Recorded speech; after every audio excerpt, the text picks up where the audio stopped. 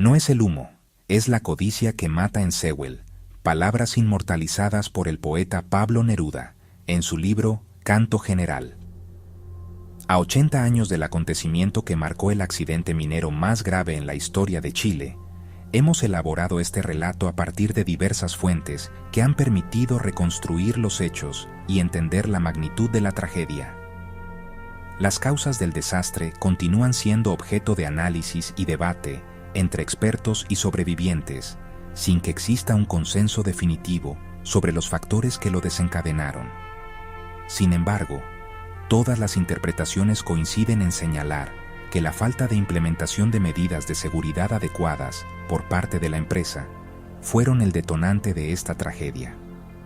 La ausencia de protocolos más eficaces y estructuras preventivas privó a los trabajadores de una protección necesaria, lo que podría haber evitado la pérdida de tantas vidas y el dolor que aún resuena en la memoria colectiva.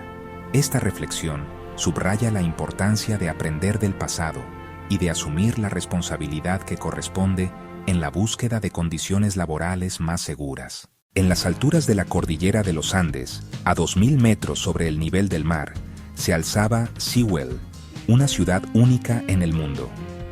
Construida en 1915 por la empresa estadounidense Braden Copper Company, sobre las empinadas laderas del Cerro Negro, este campamento minero era conocido como la Ciudad de las Escaleras por las interminables gradas que conectaban sus calles y viviendas.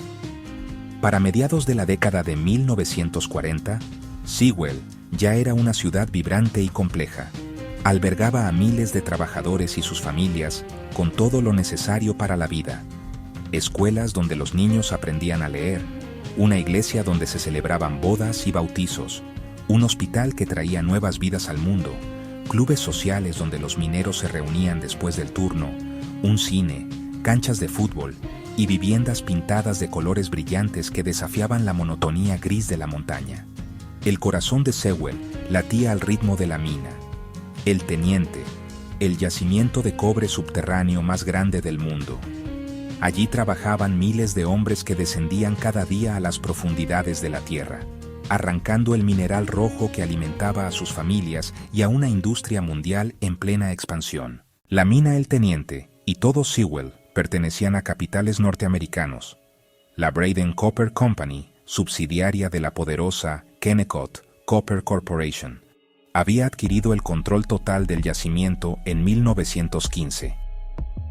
Para 1945, la compañía se había consolidado como una gigante de la minería mundial, produciendo casi 150.000 toneladas de cobre fino ese año, impulsada por la demanda de la Segunda Guerra Mundial que apenas terminaba. La empresa estadounidense no solo controlaba el mineral, sino cada aspecto de la vida en Sewell. Los trabajadores vivían en casas de la compañía, compraban en tiendas de la compañía, sus hijos estudiaban en escuelas de la compañía. Era un mundo cerrado, una ciudad-empresa donde todo giraba en torno al cobre y a las decisiones tomadas en oficinas distantes, en Nueva York. El invierno andino castigaba con fuerza aquella madrugada. Una ola polar había convertido a Sewell en un paraje helado, donde el aliento se transformaba en vapor y el viento cortaba la piel. Eran las 6:30 de la mañana cuando cerca de 1.000 mineros comenzaron a descender al interior de la montaña para iniciar el turno A.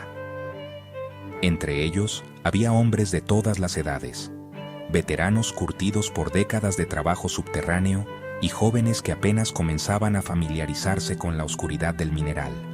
Muchos eran padres de familia, con esposas que los despedían con un beso antes de cada turno y niños que aún dormían en sus camas. El promedio de edad era de 31 años, hombres en la flor de la vida, con décadas de futuro por delante. Algunos habían nacido allí mismo, en el hospital de Sewell. Eran hijos y nietos de mineros, segunda generación de trabajadores del cobre que conocían la mina como su propio hogar. Entre ellos, había 10 hombres que representaban ese arraigo profundo. Habían nacido en los campamentos de la empresa y ahora seguían los pasos de sus padres en las galerías subterráneas. A las 7:30 de la mañana, la fragua llevaba encendida desde temprano esa mañana. El carbón ardía con ese resplandor naranja intenso que los mecánicos del taller conocían bien, desprendiendo un calor que contrastaba con el frío permanente del subterráneo a 2.200 metros bajo la cordillera. En el taller mecánico, ubicado justo en la boca del socavón del nivel Teniente 1, la jornada transcurría con normalidad. Los carros metaleros necesitaban mantenimiento. Esos robustos vagones de metal que transportaban el mineral por los rieles de la mina debían ser lubricados, una tarea rutinaria que los trabajadores habían realizado cientos de veces. Uno de los trabajadores se acercó al bidón de aceite lubricante. La noche cordillerana había sido particularmente fría. Cuando inclinó el recipiente, notó algo inusual. La capa superior del aceite estaba sólida, congelada por las bajas temperaturas. No era un problema grave, solo había que calentarlo. Llevó el recipiente cerca de la fragua. El calor radiante del carbón encendido comenzó a hacer su trabajo. Primero lentamente, luego con más rapidez, el aceite congelado empezó a licuarse. Lo que no sabía, lo que nadie sabía en ese momento, era que el calor no se estaba distribuyendo uniformemente. La capa inferior del aceite, ya líquida, se calentaba mucho más rápido que la superficie congelada que actuaba como una tapa. El aceite comenzó a burbujear. Pequeñas burbujas al principio, luego más violentas. La temperatura seguía subiendo. El líquido oscuro entró en ebullición, agitándose dentro del recipiente con una energía cada vez más frenética. El trabajador debió sentir la alarma. Quizás intentó retirar el recipiente. Quizás gritó una advertencia a sus compañeros. Pero ya era tarde. A las 8:30 de la mañana, solo una hora después de comenzado el turno, un estallido sordo y devastador, el aceite hirviendo explotó. No fue una llamarada controlada. Fue una deflagración violenta que lanzó aceite ardiendo en todas direcciones. Gotas incandescentes volaron por el aire del taller como proyectiles líquidos y letales, salpicando las paredes de madera, el piso, los equipos y, lo peor, alcanzaron las bodegas de reparación. El primer tambor de petróleo estalló con un rugido ensordecedor. La onda expansiva sacudió el taller. Las llamas se expandieron instantáneamente, buscando más combustible. Un tambor de gasolina. La explosión fue aún más violenta. El calor se volvió insoportable. Más tambores de aceite. Cada explosión alimentaba a la siguiente. El taller mecánico se convirtió en una trampa mortal en cuestión de segundos. Los hombres que estaban cerca corrieron hacia las salidas, algunos con sus ropas ardiendo. Los gritos de dolor y pánico resonaron por el socavón. Pero ellos, los que estaban en el taller, no serían las víctimas principales de esta tragedia. De las llamas surgió algo mucho más mortal que el fuego mismo. Una columna masiva de humo negro, denso, cargado de monóxido de carbono y gases tóxicos. El material combustible que recubría las paredes ardió, liberando vapores venenosos. La enmaderación, esas vigas impregnadas de aceites y resinas que sostenían las galerías, se incendió con voracidad, alimentando el humo con sustancias letales. Y entonces, el humo encontró las chimeneas de ventilación. Como si la mina respirara al revés, las corrientes de aire que debían traer oxígeno fresco se convirtieron en conductos para la muerte. El humo comenzó a ascender, a descender, a infiltrarse por cada galería, cada nivel, cada rincón de la mina, donde 750 hombres trabajaban sin saber lo que se les venía encima. En el nivel Teniente 4, a cientos de metros de distancia, un minero levantó la vista de su pala. Algo olía extraño. La luz de su lámpara de carburo pareció atenuarse. No sabía que le quedaban minutos de vida. Desde el momento en que el aceite hirvió hasta que el humo invadió los primeros niveles de trabajo, transcurrieron menos de 5 minutos. 5 minutos en los que una tarea rutinaria, calentar aceite para lubricar unos carros metaleros, se transformó en el peor desastre minero de la historia de Chile. Nadie apagó el fuego a tiempo. Nadie pudo contener las explosiones. Nadie detuvo el humo. Ese fue el instante fatal. el momento en que la rutina se convirtió en pesadilla. Pero la explosión inicial no fue el único error. La tragedia se agravó por una serie de fallas de seguridad que habían sido permitidas por la empresa. Materiales peligrosos mal almacenados.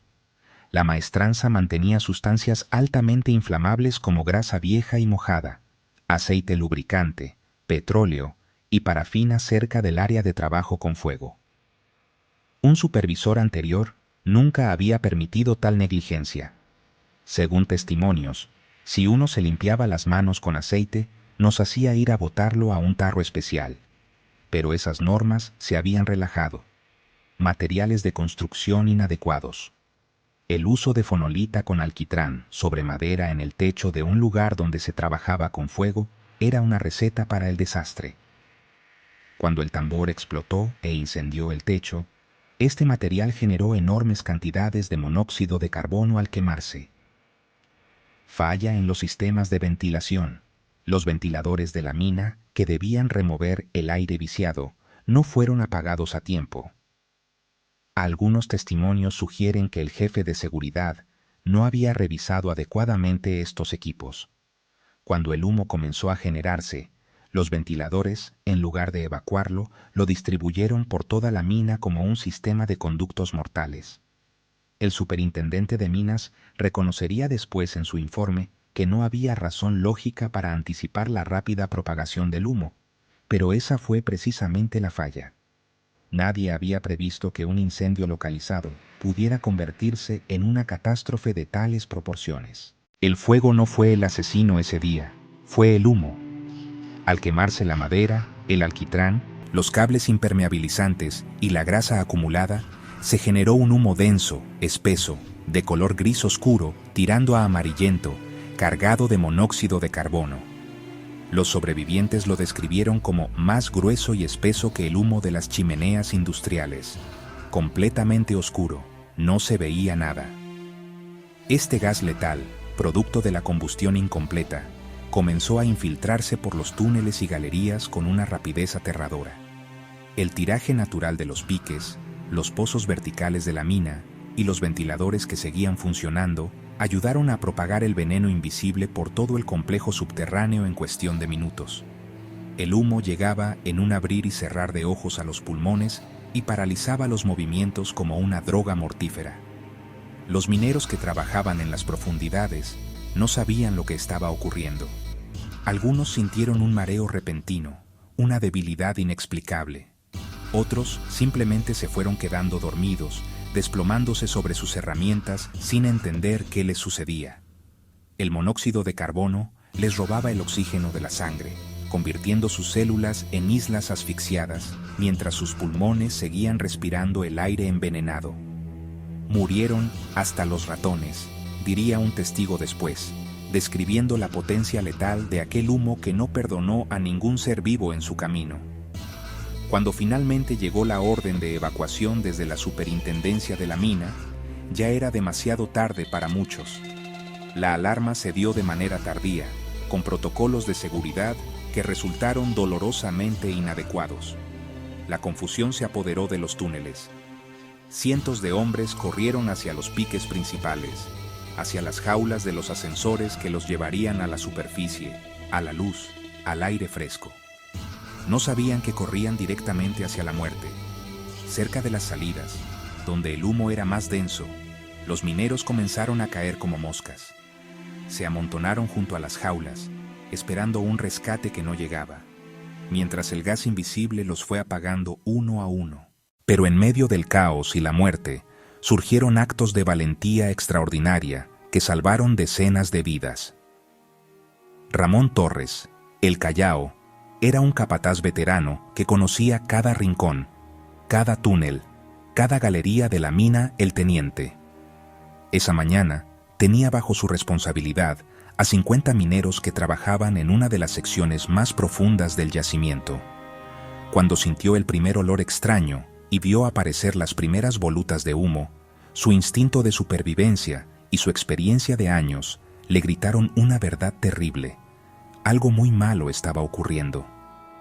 En cuestión de minutos, pudo ver a cientos de compañeros corriendo despavoridos hacia los piques principales, hacia las jaulas de los ascensores que normalmente los llevaban a la superficie cada día.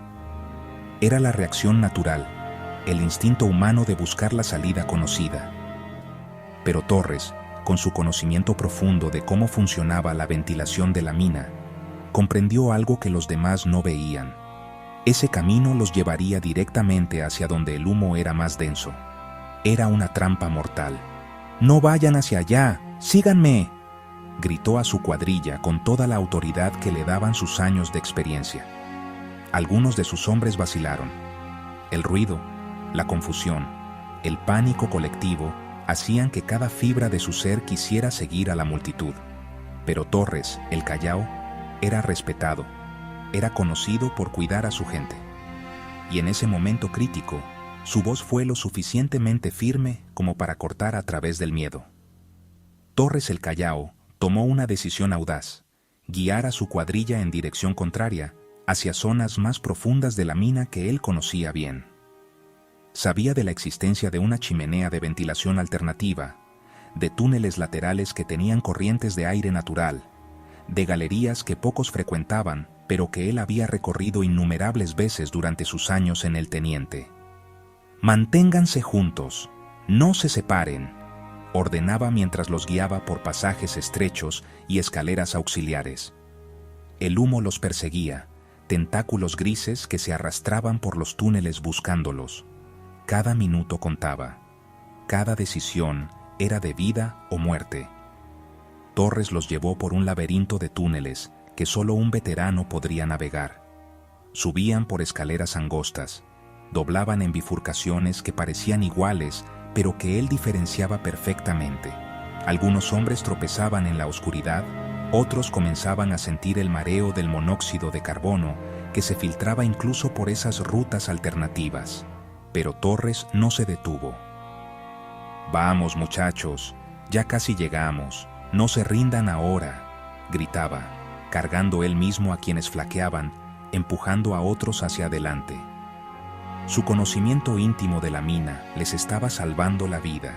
Sabía exactamente qué túneles tenían mejor ventilación natural, cuáles chimeneas conectaban con el exterior, dónde el aire aún era respirable. Finalmente, después de lo que pareció una eternidad, pero fueron apenas minutos cruciales, Torres encontró lo que buscaba: una chimenea de ventilación secundaria que conectaba con una de las bocaminas auxiliares. El aire que bajaba por esa chimenea era fresco, limpio, libre del gas mortal. Era su salvación. Uno por uno, jadeantes, exhaustos, algunos al borde del colapso, los 50 mineros de la cuadrilla de Ramón Torres emergieron a la superficie por esa salida alternativa. Cayeron al suelo, tosiendo, llorando, abrazándose, incapaces de creer que estaban vivos mientras escuchaban los gritos de pánico que venían de las bocaminas principales. Los 50 hombres de su cuadrilla sobrevivieron, todos y cada uno de ellos. No hubo una sola baja entre los hombres que siguieron a Torres. Mientras 355 compañeros perecían en otras secciones de la mina, especialmente cerca de los ascensores principales donde se habían aglomerado buscando escapar, el capataz Ramón Torres había logrado lo imposible: salvar a toda su gente con su conocimiento, su valentía, su liderazgo y su decisión de ir contra el instinto colectivo. Años después, esos 50 hombres y sus familias recordarían el nombre de Ramón Torres el Callao, como el hombre que les dio una segunda oportunidad de vida. Sus hijos crecieron, sus nietos nacieron, generaciones enteras existieron porque un capataz veterano, en el momento más crítico, tuvo el conocimiento y el coraje de tomar el camino menos transitado. El Callao no fue el único héroe ese día. En diferentes secciones de la mina, otros capataces y trabajadores veteranos intentaron guiar a sus compañeros hacia la seguridad.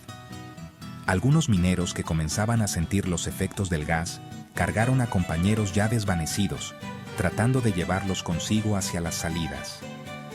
Otros, dándose cuenta del peligro, regresaron a las profundidades gritando advertencias, tratando de alertar a quienes aún no sabían lo que estaba ocurriendo. Hubo hombres que compartieron sus últimas bocanadas de aire limpio con compañeros que se desplomaban a su lado. Veteranos que, sintiendo que no lo lograrían, empujaron a los más jóvenes hacia adelante, dándoles una oportunidad de escapar. Compañeros que se negaron a abandonar a quienes caían, muriendo juntos en lugar de salvarse solos. Para el mediodía, el 30% de los trabajadores del turno A ya estaba muerto o agonizando en la oscuridad. Pero muchos otros debían su vida a estos actos de valentía y sacrificio. Arriba, en la superficie, las noticias del incendio se propagaron como el mismo fuego. Las esposas, madres, hermanas e hijas comenzaron a congregarse en las cercanías de las bocaminas. El pánico se extendió por las escaleras de Sewell mientras las familias bajaban y subían buscando información, rogando por noticias de sus seres queridos. La cuadrilla de rescate, un equipo especializado de hombres entrenados y equipados con máscaras de oxígeno, no esperó que el fuego se apagara por completo. Tan pronto como fue humanamente posible, estos valientes comenzaron a entrar al infierno subterráneo.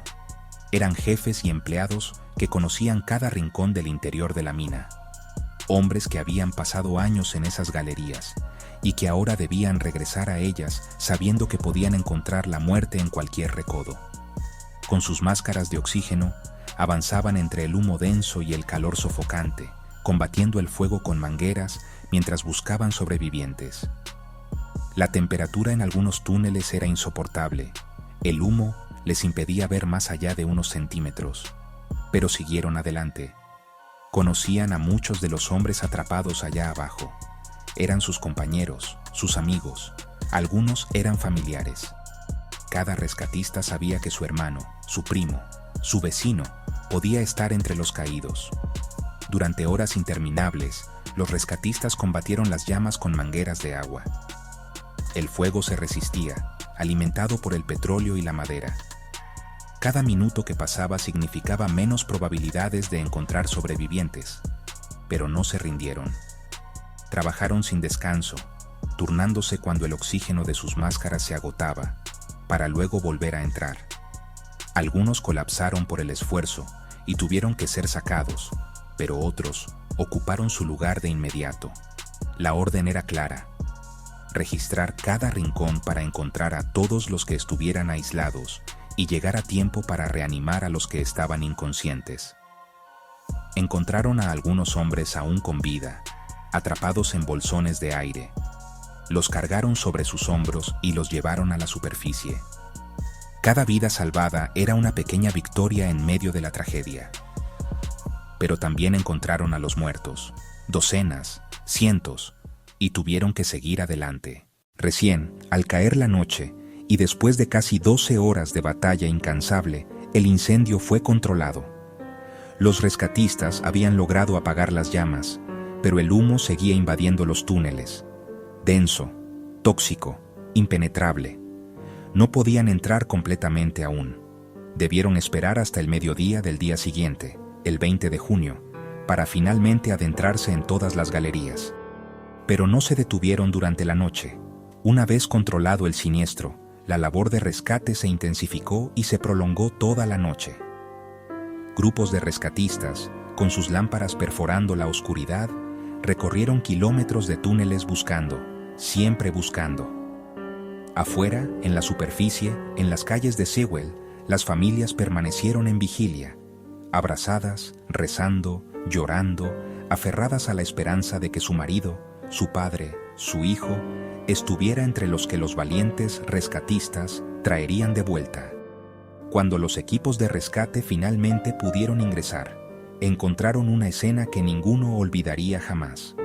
Los cuerpos yacían por todos lados, en los túneles de trabajo, junto a las vías de los carritos, amontonados cerca de las salidas. Algunos parecían dormidos, otros habían caído a mitad de una tarea, con sus herramientas aún en las manos. 355 mineros habían muerto. Otros 747 resultaron heridos, intoxicados por el gas. La magnitud de la tragedia era casi incomprensible. Los cadáveres fueron llevados a Sewell, donde sus familias acudieron a identificarlos. La escena fue desgarradora. esposas que gritaban al reconocer a sus maridos, niños que no entendían por qué papá no despertaba, madres que se desmayaban sobre los cuerpos de sus hijos. El dolor era tan denso como el humo que había matado a los hombres. No había suficientes ataúdes.